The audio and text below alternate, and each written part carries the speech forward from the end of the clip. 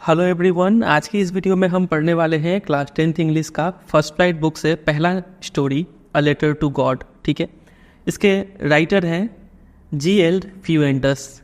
ठीक है, राइटर का नाम याद कर लीजिए। चलिए सबसे पहले बिफोर यू रीड पढ़ लेते हैं। इसमें लिखा हुआ है, एक कहावत है, फेथ कैन मूव माउंटेन्स। बहुत ही अच्छा कहावत है, मतलब विश्वास है तो आप बड़े से बड़ा मुश्किल को क्रॉस कर सकते हैं। ठीक है, बशर्ते विश्वास होना चाहिए। लेकिन सवाल ये खड़ा होता है कि हम विश्वास किस पे करें, हमारा विश्वास सही भी है कि नहीं। तो यही इस स्टोरी का मेन थीम है। ठीक है, इस स्टोरी में होता क्या है कि एक लेंजो नाम का एक फार्मर रहता है जो एक लेटर लिखता है गॉड को। ठीक है, जब उसका क्रॉप बर्बाद हो जाता है तब, और उस लेटर में बोलता है गॉड से कि मुझे 100 पेसोस दे दीजिए। पेसोस करेंसी है लैटिन अमेरिकन कंट्रीज़ का। लैटिन अमेरिकन मेनली जो साउथ अमेरिकन कंट्रीज़ है, जैसे कि अर्जेंटीना, चिली, मैक्सिको, ऐसे कंट्रीज़ का करेंसी है। अब इस स्टोरी में खासकर से कौन सा स्टोरी को टारगेट किया गया है वो पता नहीं चल रहा है। ठीक है, बस आप इतना समझ लीजिए कि पेसोस करेंसी है। तो वो इस लेटर में, जैसे इंडिया में रुपीज़ होता है ना, वैसे ये पेसोस है। ठीक है, इन सब कंट्रीज़ का, लैटिन अमेरिकन कंट्रीज़ का। तो वो इस लेटर में गॉड से 100 पेसोस मांगता है। तो इस स्टोरी में हमें यही जानना है कि क्या ये लेटर गॉड के पास पहुंचता है, गॉड क्या उसको पैसा देते भी है कि नहीं। यही सब चीज़ हमें इस स्टोरी में पता चलेगा। ठीक है, उससे पहले एक दो वर्ड एक्स्ट्रा आप याद कर लीजिए। लेंजो इस स्टोरी का मेन कैरेक्टर है, और किसी भी स्टोरी का मेन कैरेक्टर को लीड कैरेक्टर, लीडिंग कैरेक्टर या फिर प्रोटागोनिस्ट भी बोलते हैं। ये वर्ड याद रखिएगा। ठीक है, इसके ऊपर क्वेश्चन बन जाएगा, समझे। चलिए आगे देखते हैं, स्टोरी स्टार्ट करते हैं। स्टोरी यहाँ से स्टार्ट हो रहा है। लिखा हुआ है, the house the only one in the entire valley sat on the crest of a low hill. तो एक घर को यहाँ पे डिस्क्राइब किया हुआ है। ये घर जो है, ये इकलौता घर है पूरे वैली में। वैली क्या होता है आप इस पिक्चर पे देख सकते हैं, पहाड़ के बीच में जो नीचे का एरिया होता है, धंसा हुआ एरिया, लो लाइंग एरिया, इसी एरिया को वैली कहते हैं। ठीक है, तो इस वैली में एक ही घर था, इकलौता घर। ठीक है, और वो घर, जैसे ये हिल हो गया, हिल के बीच में ये वाला एरिया तो वैली है। ठीक है, तो एकदम ही वैली नीचे में नहीं बना हुआ था। ये घर कहाँ बना हुआ था, sat on the crest of a low hill. एक छोटा सा हिल था यहाँ पे, उस हिल के ऊपर घर बना हुआ था। समझे कि नहीं। चलिए ये बात याद रखिएगा, ये इकलौता घर है, द ओनली हाउस। ठीक है, तो ये हाउस एक छोटे से हिल के क्रेस्ट यानी टॉप ऑफ अ हिल, उस हिल के टॉप में था। तो थोड़ा हाइट था इस घर का। तो from this height one could see the river. इस हाइट से रिवर इजीली दिख जाता था। Plus the field of ripe corn dotted with flowers that always promised a good harvest. River दिखता था सबसे पहले, और दूसरा चीज़ क्या दिखता था, the field of ripe corn. जो खेत है, मैदान है जिसमें कॉर्न यानी मकई बोया गया था, वो दिखता था, वो फील्ड। और उस फील्ड में जो कॉर्न थे वो सभी पक चुके थे। और उस फील्ड कॉर्न्स के बीच में क्या दिखता था, डॉटेड विथ फ्लावर्स, यहाँ पे वाइल्ड फ्लावर्स को बोला गया है। ठीक है, बीच बीच में एक दो जंगली फूल भी दिखते थे। जंगली फूल दिखने का मतलब ये है कि वो जो लैंड है वो काफ़ी ज़्यादा फर्टाइल लैंड है। और फर्टाइल लैंड होने का मतलब ये अच्छा अंदेशा है, ये अच्छा इंडिकेशन है कि गुड हार्वेस्ट, अच्छा फसल होने वाला है। क्योंकि लैंड फर्टाइल होगा तो जंगली फ्लावर, क्योंकि लैंड फर्टाइल है तो ही तो वाइल्ड फ्लावर्स वहाँ पे उगे हुए हैं। और वाइल्ड फ्लावर्स जब उग सकते हैं तो डेफिनेटली ये कॉर्न भी अच्छा फसल देगा। समझे यहाँ तक। चलिए फिर आगे देखिए। The only thing the earth needed was a downpour और एटलीस्ट अ सावर। अब यहाँ पे सिर्फ एक ही चीज़ का जरूरत था, लैंड तो ऑलरेडी फर्टाइल है, सिर्फ एक ही चीज़ का जरूरत था, वो था पानी। Was a downpour. डाउनपोर का मतलब होता है हैवी रेनफॉल, एक अच्छा सा बारिश हो जाए, या फिर अच्छा बारिश नहीं हो तो एटलीस्ट अ लिटिल सावर, हल्का फुल्का ही बारिश हो जाए तो ये फसल और भी अच्छा हो जाएगा। समझे कि नहीं। इस वर्ड को याद रखिएगा, डाउनपोर। एग्जाम में क्वेश्चन पूछते हैं। ऐसे ही एक मिलता जुलता वर्ड है ड्रिजलिंग। आप सुने भी होंगे, मालूम भी होगा। ड्रिजल का मतलब होता है लाइट रेन, मतलब हल्का फुल्का बारिश। लेकिन डाउनपोर का मतलब होता है मोटा मोटा बारिश होना। ठीक है, हेवी रेनफॉल होना। समझे। थ्रू आउट द मॉर्निंग लेंजो, अब यहाँ पे मेन कैरेक्टर को, प्रोटागोनिस्ट को यहाँ पे इंट्रोड्यूस किया जा रहा है। इसका मतलब ये जो घर था वो घर किसका था, लेंजो का था। याद रखेंगे इस बात को। Who knew his fields intimately had done nothing else but see the sky towards the north east. यहाँ पे लेंजो के बारे में बताया गया है। लेंजो जो है वो न्यू हिज फील्ड्स इंटीमेटली मतलब क्लोजली, काफ़ी अच्छे से अपने फील्ड यानी खेत को जानता था। मतलब ये एक फार्मर था लेंजो, प्लस काफ़ी एक्सपीरियंस फार्मर था। इस बात से, इस लाइन से हमें यही पता चल रहा है, ठीक है। तो वो थ्रू आउट द मॉर्निंग, सुबह से लेंचो एक ही काम करे जा रहा था। वो काम क्या था? हैड डन नथिंग, कुछ नहीं कर रहा था, बट सी द स्काई, वो सिर्फ आसमान की तरफ देखे जा रहा था, टुवर्ड्स द नॉर्थ ईस्ट। हो सकता है जिस एरिया में लोग रहते हैं तो वो नॉर्थ ईस्ट दिशा से जो क्लाउड से वो आएंगे और फिर बारिश होगा, ठीक है। वो उसी दिशा में देख रहा था कि कब बादल आएगा और कब बरसेगा। बात तक गहराई समझे यहाँ तक? चलिए। और यहाँ पे लेंचो का दिख रहा है कि ये बारिश का इंतजार कर रहा है, मतलब यहाँ पे प्रॉब्लम क्या है? प्रॉब्लम है यहाँ पे सूखापन है, अभी ड्राउट है। समझे यहाँ तक? ये सब कीवर्ड्स है, उसलिए यहाँ पे लिख कर रखे हैं। आप भी लिख सकते हैं, और लिखने में अगर आलसी लग रहा है आपको तो ये PDF आपको दे देंगे डाउनलोड करने के लिए, वहाँ से ले लीजिएगा, ठीक है। चलिए, लेकिन अच्छा रहेगा कि आप भी अपने बुक में लिखे तो आपको लिखते लिखते भी कुछ अच्छा याद रहेगा। आगे देखिए, now we are really going to get some water women. तो लेंचो जो है वो अपना वाइफ को वुमेन करके बुलाता है, अपना वाइफ से बोलता है कि अब हमें सिर्फ क्या चाहिए? थोड़ा सा पानी चाहिए, तो बहुत अच्छा होगा। The women who was preparing supper replied yes God willing. वो वुमेन मतलब लेंचो की वाइफ जो क्या कर रही थी? सपर प्रिपेयर कर रही थी, मतलब ये इवनिंग का टाइम है और ये लोग रात के खाने का प्रिपरेशन कर रहे हैं, ठीक है। तो उसकी वाइफ रिप्लाई करती है कि हाँ, जैसी भगवान की मर्जी, भगवान चाहेंगे तो जरूर बारिश होगा।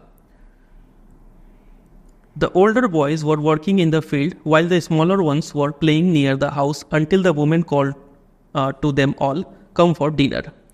फिर इनके कुछ बच्चों का डिस्क्राइब किया गया है। तो जो बड़े बड़े बच्चे थे वो लोग अभी भी फील्ड में काम कर रहे थे। कौन सा फील्ड? कॉर्न फील्ड, याद रखिएगा, ठीक है। कॉर्न फील्ड में काम कर रहे थे, जबकि जो छोटे छोटे बच्चे थे वो खेल रहे थे तब तक, जब तक कि उनकी माँ ने उन सबको बुलाया कि चलो आ जाओ, खाना खा लो, ठीक है। It was during the meal that just as Lencho had predicted big drops of rain began to fall. खाना खा ही रहे थे वो लोग, तो जैसा लेंचो ने अनुमान लगाया था तभी क्या हुआ? बारिश की बड़ी मोटी मोटी बूंदें गिरने लगी। समझे? मतलब बारिश से स्टार्ट हो गया। अब तो काफ़ी खुशी का बात है, अच्छा फसल होगा। इन द नॉर्थ ईस्ट दिशा से क्या देखने को मिला? A huge mountain of clouds, मतलब बादल आ रहे थे, कुड बी सीन अप्रोचिंग, ठीक है। The air was fresh and sweet, काफ़ी अच्छा हवा चल रहा था और काफ़ी ये मीठा सेंट आ रहा था, ठीक है। मतलब मिट्टी में जब, सूखा मिट्टी पे जब बारिश होता है तो वैसा जो सुगंध आता है वैसा ही स्मेल आ रहा था। The man went out for no other reason than to have the pleasure of feeling the rain on his body. Man यानी लेंचो है, वो बाहर निकल गया, कोई काम से नहीं, बस इसलिए निकल गया कि वो बारिश की बूंदों को अपने बॉडी पे फील कर पाए। वो बारिश का मजा लेना चाहता था, इसलिए वो बाहर निकल गया। And when he returned he exclaim, और जब वो वापस फिर घर में आया तो बोलता है, these aren't rain drops falling from the sky, they are the new coins. बोलता है कि ये बारिश की बूंदे नीचे नहीं गिर रही है, ये मानो ये बूंदे जो है वो क्या है? कॉइन्स है, ठीक है, पैसा गिर रहा है ऊपर से। The big drops are 10 cent pieces and little ones are 5। जो बड़ी बड़ी बूंदे हैं वो एक एक बूंद का कीमत है लगभग 10 सेंट, ठीक है, और जो छोटी छोटी बूंदे हैं उनका 5 सेंट मूल्य है। ऐसा वो कंपेयर करता है। तो यहाँ पे जो पोइटिक डिवाइस से बोलते हैं वो क्या है? मेटाफर है, ठीक है। यहाँ पे रेन ड्रॉप्स को कंपेयर किया गया है कॉइन्स के साथ डायरेक्टली। एज और लाइक का वर्ड, एज और लाइक जैसा वर्ड यूज़ नहीं किया गया है, ठीक है। इसके बारे में डिटेल में आपको पोएम्स में बताएंगे, अभी आप इतना समझ के छोड़िए कि रेन ड्रॉप्स को कॉइन्स के साथ कंपेयर किया गया है डायरेक्टली। तो पोइटिक डिवाइस हो गया मेटाफर, ठीक है। जब भी कंपैरिजन करते हैं एज और लाइक जैसा वर्ड को यूज़ किए बिना, तो वहाँ पे पोइटिक डिवाइस मेटाफर होता है, ठीक है। तो बड़े ड्रॉप्स को 10 सेंट बताया गया है। अब वहाँ पे 1 पैसों में 100 सेंटावोज होता है, तो उसी से अंदाज़ा लगा लीजिए कितने का वैल्यू होगा, ठीक है। ऐसा वो मेटामॉर्फ कंपैरिजन करके बोलता है। With a satisfied expression, he regarded the field of ripe corn with its flowers draped in a curtain of rain. काफ़ी satisfied होके वो देख रहा था और अपने फील्ड को मतलब काफ़ी इम्प्रेसिव तरीके से देख रहा था। Ripe corn with its flowers, में फ्लावर्स थे उनको भी देख रहा था। ड्रेप्ड मतलब होता है कवर्ड विथ क्लोथ, ये सब वर्ड मीनिंग्स याद रखिएगा, ठीक है। अभी बताएंगे कैसा कैसा क्वेश्चन बनेगा। Draped in a curtain of rain, जो वो पूरा फील्ड जो बारिश से ढक चुका था उसको काफ़ी वो सेटिस्फाइड तरीके से देख रहा है ये पूरा दृश्य को। लेकिन तभी कुछ चेंज होता है। अब चेंज क्या है देखिए। Suddenly a strong wind began to blow, तभी एक तेज हवा चलने लगता है। याद रखिएगा स्ट्रॉन्ग विंड, क्या चेंज होता है? स्ट्रॉन्ग विंड बहता है। And along with the rain, और बारिश के साथ साथ, अभी तक तो सिर्फ बारिश हो रहा था, अब बारिश के साथ साथ वेरी लार्ज हेल स्टोन्स, जो बर्फ होते हैं, ओले होते हैं, वो भी गिरने लगे नीचे, ठीक है। पहले सिर्फ बारिश था, अब विंड भी आ गया और हेल स्टोन्स भी आ गया। ये प्रॉब्लम का चीज़ है। These truly resemble new silver coins. अब ये हेल स्टोन जो थे, बर्फ के ओले के जो टुकड़े थे, वो तो अब सच में सिल्वर कॉइन्स की तरह ही दिख रहे थे। The boys exposing themselves to the rain ran out to collect the frozen pearls. और जो इनके बेटे थे वो खुद निकल जाते हैं बारिश में, किस लिए? कलेक्ट करने के लिए ये हेल स्टोन्स को। ठीक है, जो जमे हुए मोती है, ये हेल स्टोन्स को पर्ल्स के साथ कंपेयर किया गया है। ठीक है, उसको बर्फ इकट्ठा करने के लिए चले जाते हैं सब। समझे? It's really getting bad now exclaim the man. अब लेंचो का टेंशन बढ़ता जा रहा है, बोलता है कि अब तो सिचुएशन बुरा हो गया। I hope it pass quickly. लेकिन वो अभी भी आशा नहीं छोड़ता है, वो उम्मीद करता है कि जल्दी से ये हेल स्टोन्स का जो है गिरना बंद हो जाए। ठीक है, लेकिन it did not pass quickly, ये बंद नहीं होता है। For an hour the hail rained on the house, the garden, the hillside, the cornfield, on the whole valley. 1 घंटे के लिए ये जो हेल है, ओले है, वो गिरे। घर पे भी गिरे, गार्डन पे गिरे, हिल साइड पे गिरे, कॉर्नफील्ड पे गिरे, हर जगह गिरे। The field was white. ये जो उनका कॉर्नफील्ड था वो पूरा वाइट हो गया, इतना हेल स्टोन्स गिरा। As it covered with salt, मानो ये पूरा जो फील्ड है वो सॉल्ट से कवर हो गया है। ठीक है, तो यहाँ पे देखिए, यहाँ पे फिर से हेल स्टोन्स को कंपेयर किया गया है सॉल्ट के साथ। ठीक है, और यहाँ पे एज वर्ड का यूज़ है, तो यहाँ पे पोएटिक डिवाइस बोलते हैं सिमिली है। समझे? ये याद रखिएगा, इसके ऊपर क्वेश्चन बन जाता है। एग्जाम में ऐसा भी क्वेश्चन बना है कि यहाँ पे इसको सॉल्ट से ही क्यों कंपेयर किया गया है, सॉल्ट के जगह पे अगर शुगर से कंपेयर करते तो क्या हानि होता, ऐसा क्वेश्चन पूछते हैं एग्जाम में। तो लिखना पड़ेगा कि सॉल्ट जो है वो सही कंपैरिजन है यहाँ पे फील्ड के लिए, हेल स्टोन्स के लिए। ठीक है, क्योंकि सॉल्ट जो है पूरा वाइट होता है और ये ठीक मतलब दर्शाता है हेल स्टोन्स का नेचर को। ठीक है, अगर शुगर से कंपेयर करते हैं यहाँ पे राइटर, तो प्रॉब्लम ये था कि ज़्यादा फोकस चला जाता है ऑडियंस का, क्योंकि शुगर क्या होता है, क्यूबिकल शेप का होता है, शेप और साइज पे ज़्यादा फोकस जाता है, जो कि यहाँ पे उतना रिलेवेंट नहीं है। यहाँ पे हमें कलर दिखाना था, इसलिए जो सॉल्ट से कंपैरिजन है वो ज़्यादा अप्रोप्रिएट है। बात अगर समझ रहे हैं, ये सारा लिखा हुआ क्वेश्चन आंसर मिल जाएगा आपको मेरे वेबसाइट पे। ठीक है, अभी आपको बता देंगे, अभी आपसे भी इतना समझ के चलिए। ठीक है, चलिए आगे बढ़ते हैं।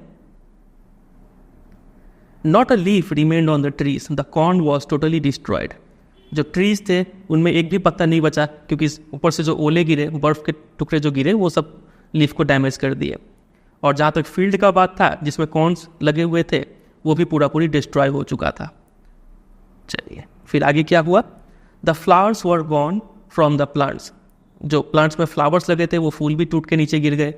Lencho's soul was filled with sadness. Lencho जो था वो पूरी दुखी हो गया, डिसअपॉइंटेड हो गया। When the storm had passed, जब ये तूफान गुजर गया, he stood in the middle of the field and said to his sons, वो फील्ड के बीचों बीच जाके खड़ा हो जाता है और अपने बेटों से कहता है कि a plague of locusts would have left more than this। देखिए, अगर लोकस्ट का भी झुंड आता है, अटैक करता है हमारे फील्ड में, तो इससे तो ज़्यादा फसल बच जाता। ठीक है, मतलब वो इतना ज़्यादा दुखी हो गया है। लोकस्ट समझते हैं, लोकस्ट को टिड्डी बोलते हैं। मतलब जो स्टूडेंट राजस्थान हरियाणा के होंगे उनको शायद पता होगा, एक टाइप का ग्रास ऊपर होता है, ये आता है और पूरा फसल को, कॉर्न के फील्ड को डैमेज कर देता है, सब खा लेता है। ठीक है, तो बोलता है कि अगर ये कीड़ा भी आता और हमारे फसल को डैमेज करना चाहता तो इतना डैमेज नहीं करता जितना कि ये हेल स्टोन, ये स्टॉर्म ने किया है। समझ रहे? तो यहाँ पे लेंचो का फीलिंग के ऊपर क्वेश्चन बनता है, लेंचो अभी कैसा फील कर रहा है। तो यहाँ पे बता ही दिया गया है, काफ़ी वो सैडनेस से भरा हुआ है, काफ़ी वो सैड है। तो इसके लिए अलग अलग वर्ड भी याद रखिए, क्योंकि आप सिर्फ सैड लिख के आएंगे तो काफ़ी हल्का आंसर माना जाएगा आपका।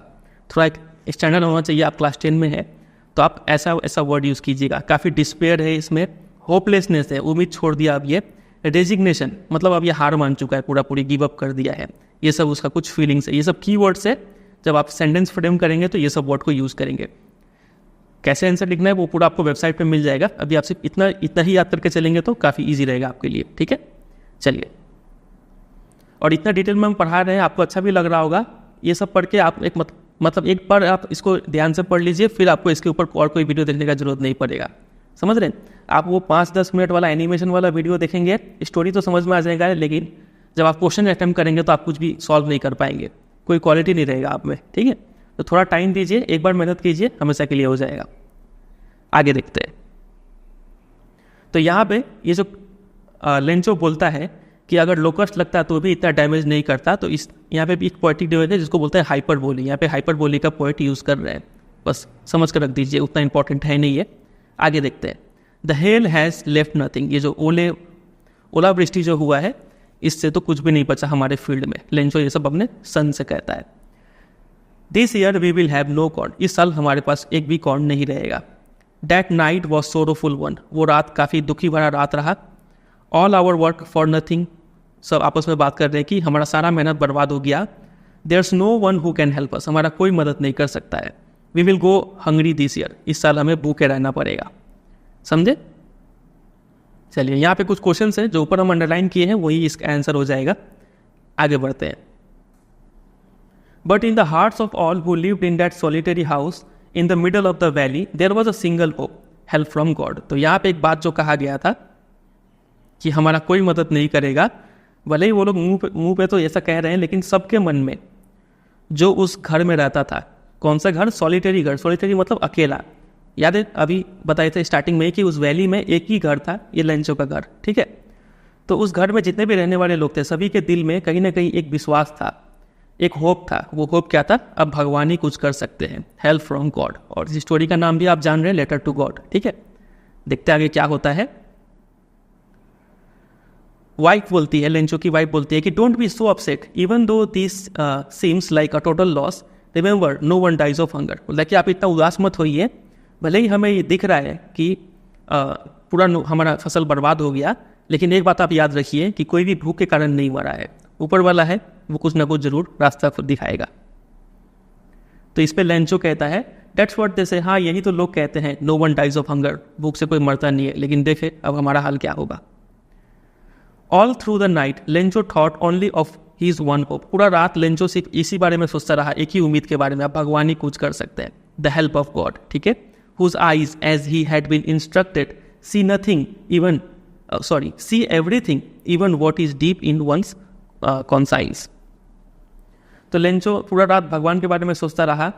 वो उसे कहा गया था, यहाँ पे लिखा है as he had been instructed, जैसा उसे सुनाया गया था, जैसा लोग कहते थे, जैसा वहाँ पे बिलीव था उस रीजन में कि भगवान की जो आंखें हैं, whose eyes see everything, भगवान हर किसी को देखता है।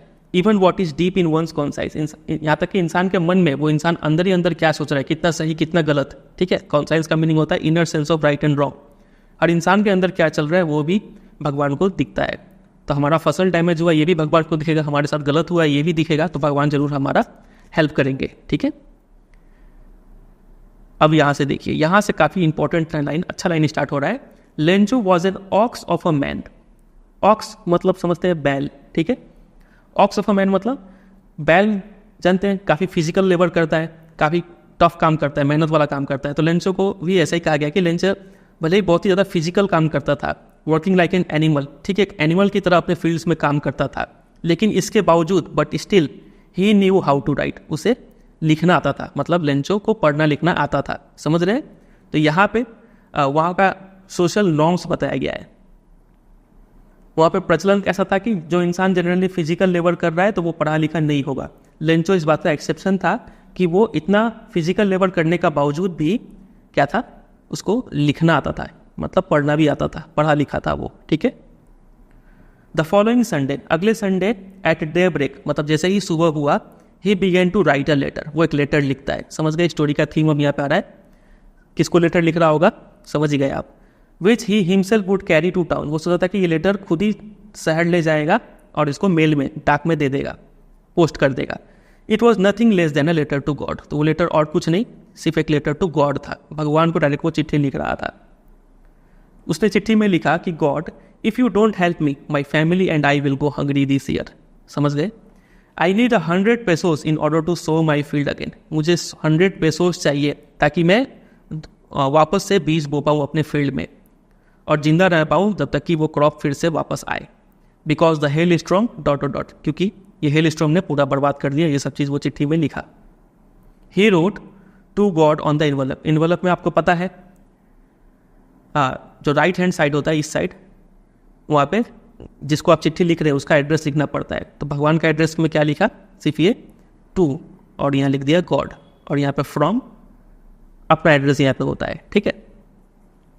तो वहाँ पे सिर्फ लिख दिया God. Put the letter inside, फिर लेटर को इस इन्वेलप के अंदर डाल दिया। स्टिल ट्रबल्ड, अभी भी वो काफ़ी ज़्यादा टेंशन में था, टाउन में गया, ठीक है। एट द पोस्ट ऑफिस पहुँचा। पहुँचने के बाद उसने इस लेटर पे एक स्टैंप लगाया और स्टैंप लगाने के बाद इसको मेल बॉक्स, जो पोस्ट बॉक्स था, उसमें डाल दिया, ठीक है। डालने के बाद वो घर आ गया। फिर एक दिन क्या होता है कि one of the employees who was a postman and also help at the post office went to his boss laughing heartily and showing him the letter to God. तो पोस्ट ऑफिस का एक एम्प्लॉय था जो कि एक postman था और कभी कभी वो पोस्ट ऑफिस में भी काम करता था, मतलब ऑफिशियल काम भी करता था, ठीक है। पोस्टमैन का काम क्या होता है? लेटर बांटना। ऑफिस में बैठने का तो काम नहीं होता इनका, लेकिन ये पोस्टमैन ऑफिस का भी काम करता था थोड़ा, ठीक है। तो वो एम्प्लॉय जो था उसको ये चिट्ठी मिलता है और वो चिट्ठी पाने के बाद काफ़ी हंसता है और हंसते हंसते ये चिट्ठी जाके अपने बॉस को दिखाता है कि देखो एक इंसान ने कैसा चिट्ठी दिया है, गॉड को दिया है। तो उसका बॉस कौन था? Post master. किसी भी पोस्ट ऑफिस का जो हेड होता है कौन होता है? पोस्ट मास्टर, ठीक है। Never in his career as a postman had he known that address. उसने अपने पूरे करियर में इस एड्रेस को वो नहीं देखा था, ना जानता है गॉड कहाँ डिलीवर करेगा वो, ठीक है। The post master a fat amiable fellow, ये वर्ड याद रखिए, एमिएबल काफ़ी अच्छा वर्ड है, मतलब फ्रेंडली एंड प्लीजेंट इसका होता है, ठीक है। खुशमिजाज मूड का था ये पोस्ट मास्टर, मोटा था थोड़ा। ऑल्सो ब्रोक आउट लाफिंग, तो पोस्ट मास्टर में यानी जो बॉस को जब ये बात पता चलता है तो वो भी काफ़ी हंस पड़ता है। But almost immediately he turn serious, लेकिन तुरंत वो सीरियस होता है और अपने डेस्क पर लेटर को रखते हुए कमेंट करता है, बोलता है कि व्हाट फेथ, मतलब क्या विश्वास है। I wish I had the faith of the man who wrote this letter, मतलब कि काश मेरे अंदर भी ऐसा विश्वास होता, इस इंसान जैसा विश्वास होता जिसने ये चिट्ठी लिखा है। सीधा गॉड को चिट्ठी लिख दिया, इतना विश्वास उसको कि भगवान उसका चिट्ठी पढ़ेगा। So in order not to shake the writer's faith in God, writer यहाँ पे कौन है? लेंचो। तो लेंचो का विश्वास भगवान से ना उठे, इसलिए पोस्ट मास्टर के दिमाग में एक आइडिया आता है। वो आइडिया ये था कि इस लेटर को आंसर कर दो। इस लेटर को आंसर कर देंगे, लेंचो को लगेगा कि ये लेटर भगवान की तरफ से आया है, ठीक है। But when he open it, लेकिन जैसे ही पोस्ट मास्टर ने उस इन्वेलप को खोला तो पता चल गया कि यहाँ पे सिर्फ गुडविल के अलावा और भी कुछ चाहिए। सिर्फ लेटर आंसर करने से नहीं होगा, लेटर पढ़ के समझ में आया कि उन्हें 100 पेसोस का जुगाड़ भी करना पड़ेगा, ठीक है, क्योंकि लेटर में तो 100 पेसो मांगा गया है। तो सिर्फ गुडविल, इंक और पेपर, सिर्फ रिप्लाई करने से नहीं चलेगा, पैसा भी खर्चा करना पड़ेगा। पोस्ट मास्टर को ये पता चला, लेकिन पोस्ट मास्टर अभी भी स्टक रहा अपने रिजोल्यूशन पे कि इस इंसान का विश्वास भगवान पर से नहीं उठने देंगे। तो वो पोस्ट मास्टर क्या करता है? He asked for money from his employees, वो अपने एम्प्लॉइज से पैसा मांगता है, खुद भी अपना पार्ट का सैलरी से भी कुछ पार्ट वो इसमें डालता है, ठीक है। फिर अपने दोस्तों से भी कहता है कि सबको इसमें थोड़ा थोड़ा पैसा दो, एक चैरिटी के लिए है। तो इतना एफर्ट वो मारता है पोस्ट मास्टर। एग्जाम में क्वेश्चन पूछते हैं, ठीक है, कि पोस्ट मास्टर क्या क्या करता है हेल्प करने के लिए। तो इतना जुगाड़ लगाने का बावजूद भी इम्पॉसिबल रहा उसके लिए 100 पेसो इकट्ठा कर पाना, ठीक है। वो कितना इकट्ठा कर पाया?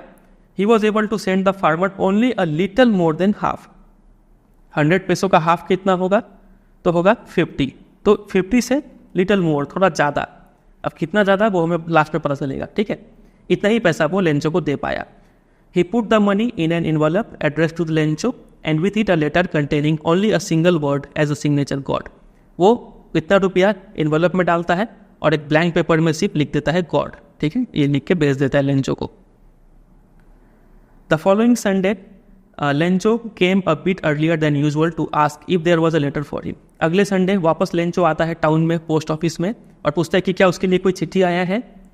It was the postman himself who handed the letter to him while the postmaster experiencing the contentment of a man who has performed a good deed looked on from his office।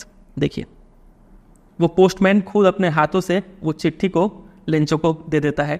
Post master अपने cabin से ही बैठ के, ठीक है, काफ़ी post master कैसा feel कर रहा था? काफ़ी कंटेंटमेंट यानी सेटिस्फैक्शन फील कर रहा था कि चलो एक गरीब का आज हम हेल्प कर रहे हैं, ठीक है। तो वो कहीं से छिप के देख रहा था कि लेंचो का रिएक्शन क्या रहता है इस पर। Looked on from his office, ठीक है, ऑफिस में बैठ के देख रहा था लेंचो। तो लेंचो को जब इन्वॉल्व मिलता है, वो इन्वॉल्व खोल के देखता है, कुछ पेसोज उसे मिलता है। तो Lencho showed not the slightest surprise on seeing the money. Lencho का देखिए कैसे रिएक्ट करता है वो एकदम ही सरप्राइज नहीं हुआ कि उसे कुछ पैसा मिल चुका है, ठीक है। क्योंकि देखिए, आपको अगर अचानक से आप भगवान को चिट्ठी लिखे और आपको बदले में चिट्ठी में कुछ पैसा डाल के मिल जाए तो आपका रिएक्शन कैसा होगा? आप तो काफ़ी सरप्राइज हो जाएंगे ना कि अरे पैसा आया कैसे? अगर ऐसे पैसा आ सकता है तो हम बार बार चिट्ठी डाल के ही पैसा मांगेंगे, कुछ काम करने का जरूरत है नहीं, है कि नहीं? लेकिन लेंचो इसके ठीक ऑपोजिट बिहेव करता है, वो एकदम ही सरप्राइज नहीं होता है, ठीक है।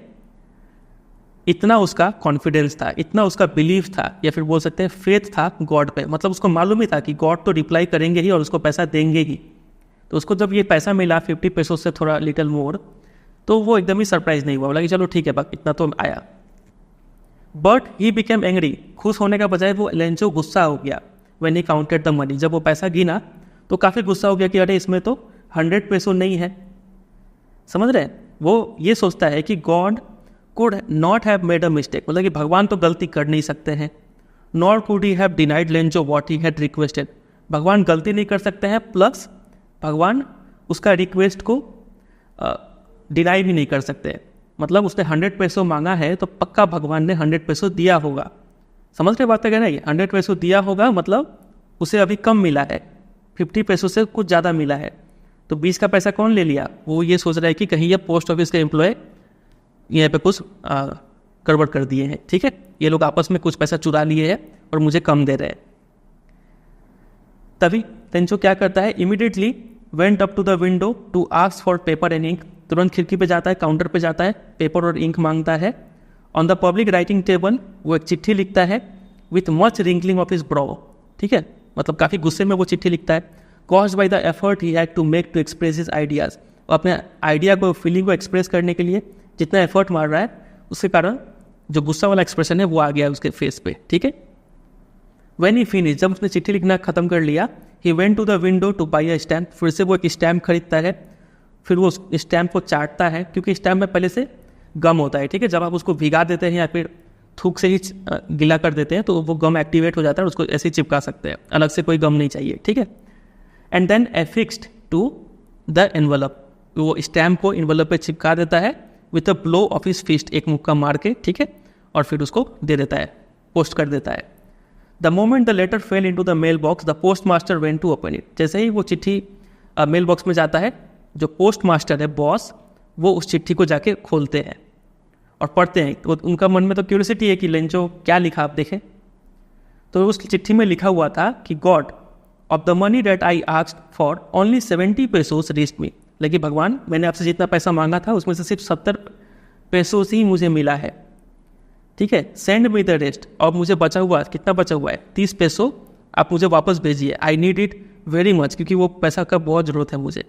But don't send it to me through the mail, और रिक्वेस्ट करता है गॉड से कि इस बार आप ये 30 पैसों इस चिट्ठी के थ्रू, मेल के थ्रू मत भेजिएगा।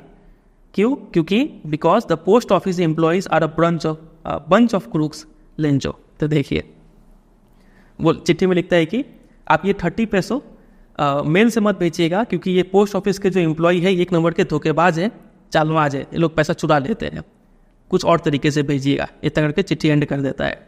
तो मतलब ये लाइन पढ़ के तो सीधा सीधा समझ में आता है, हम लोग के लैंग्वेज में हम लोग क्या बोलेंगे कि आजकल भलाई का ज़माना नहीं रहा है कि नहीं। एक सोचिए, अब इस पर ये सब पढ़ के पोस्ट मास्टर को, पोस्ट ऑफिस के बाकी एम्प्लॉय जो पोस्टमैन हैं, उनको क्या फील हुआ होगा। एक तो इतना मेहनत से उन्होंने 70 पैसों जुगाड़ करके दिया, ऊपर से लेंचो क्या किया, इन्हें ही चोर समझ रहा है। वो फिर भगवान को चिट्ठी लिखा कि 30 पैसों भेजिए, लेकिन पोस्ट के थ्रू नहीं, मेल के थ्रू नहीं, किसी और तरीके से भेजिए। तो ये बात है, समझे? अच्छा लगा ये स्टोरी।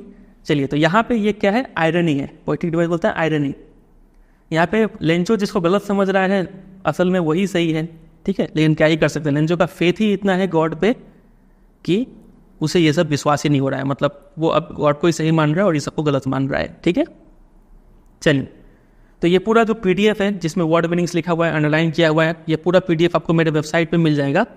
आप लिंक देख सकते हैं, यहाँ पे जाके आप इसको डाउनलोड कर लीजिएगा, ठीक है। और इस चैप्टर का जितना भी इंपॉर्टेंट क्वेश्चन आंसर्स है वो भी आपको मेरे वेबसाइट पे मिल जाएगा। आप सिंपली गूगल में सर्च कर दीजिएगा a letter to God important question answer by CBSE guidance, इतना लिख के सर्च कीजिएगा, आ जाएगा, ठीक है। चलिए, और वीडियो को एंड करने से पहले एक छोटा सा होमवर्क आपको देंगे। यहाँ पे कुछ 3 वर्ड लिख रखे हैं। डाउनपोर, जिसका जिक्र स्टार्टिंग में ही हुआ था, और ड्रीजल, जिसका बारे में आपको बता दिए, और थंडर स्टॉर्म। ये 3 वर्ड है, तीनों का बारे में एक बार एग्जाम में क्वेश्चन आया था। क्वेश्चन इस तरीके से देते हैं, एक टेबल बना देते हैं और यहाँ पे 2 कॉलम होगा और यहाँ पे ये तीनों वर्ड लिखा रहेगा, तीनों का मीनिंग यहाँ पे लिखा रहेगा, बोलेंगे मैच कीजिए, ठीक है। और ऐसे करके 4 ऑप्शन दे देंगे आपको। तो इसके लिए ये क्वेश्चन अटेम्प्ट करने के लिए आपको तीनों का मीनिंग अच्छे से आना चाहिए। तो ये आपके लिए होमवर्क रहेगा, आप गूगल सर्च कीजिए कैसे भी करके, इस तीनों का मीनिंग मुझे कमेंट सेक्शन में बताइए, ठीक है। चलिए इतना काम आप कर लेंगे। चलिए तो इसी पे ये वीडियो को एंड करते हैं। उम्मीद करते हैं आपको ये वीडियो पसंद आया होगा। वीडियो अच्छा लगा तो जरूर एक लाइक कर दीजिएगा, फ्रेंड के साथ शेयर कर दीजिए, और अगर आप चैनल पर नए हैं तो इसको सब्सक्राइब भी कर लीजिए। आने वाले दिनों में आपको और भी वीडियोस देखने को मिलेंगे जो कि आपके लिए काफ़ी हेल्पफुल रहेगा। और बेल आइकन प्रेस कर दीजिए ताकि आपको नोटिफिकेशन भी टाइम पे मिलता रहे, समझे। चलिए एंड करते हैं, मिलते हैं बहुत जल्द किसी और वीडियो में। तब तक के लिए bye bye and take care.